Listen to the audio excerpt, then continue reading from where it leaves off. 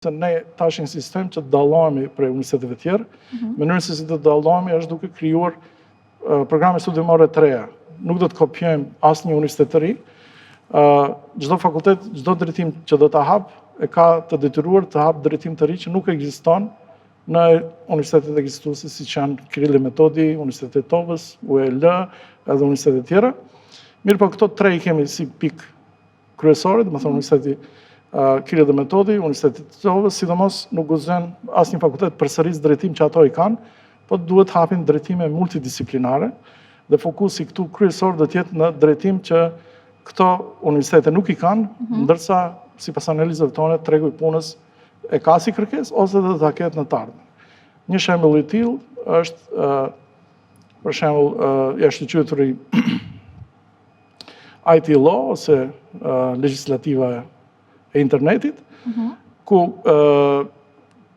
sot shpesh nëse ndodh diçka, nuk kemi jurist të përgatitur i cili mund domethënë është ekspert i fushës së internetit dhe i din gjithë këto, domethënë lëshime ose keqpërdorime që ndodhin në internet dhe nuk ka mundësi që ta mbron një klient, domethënë për këtyre keqpërdorimeve se nuk kemi ekspert të tillë.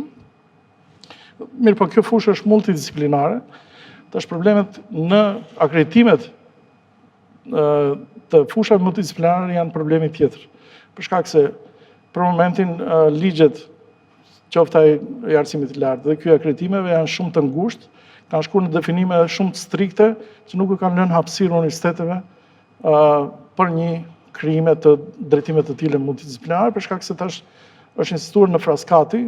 Fraskati është niveli i klasifikimit të fushave të ndryshme dhe këtu për shembull legjislatura në internet bie ndesh me fushën Fraskatit 2 ku është informatika dhe fushën 6.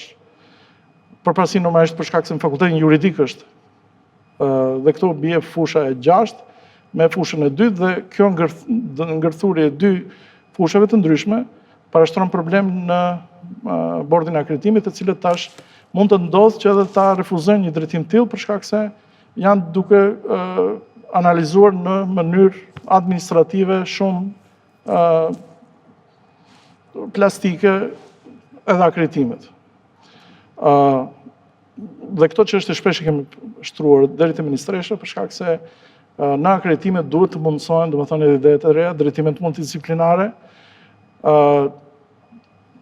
mënyra e akreditimit duhet të jetë më fleksibile, duhet shtohet peshat e evolimi pastaj. Domethënë akreditimi të lejohet universiteteve që të jenë më kreative dhe të bëjnë drejtime të reja, ndërsa pastaj evoluon ti cilëtetin edhe peshën kryesore duhet futet te evolimi, jo te akreditimi. Tu lesh ta bësh akreditimin pak më të lehtë, po pjesën e evolimit ta bësh më rigoroz, dhe aty i ke, domethënë kriteriumet duhet futen metrikat e komparimit të shtyqytur identifikatorët e performansës, cilët duhet maten dhe cilët duhet jenë.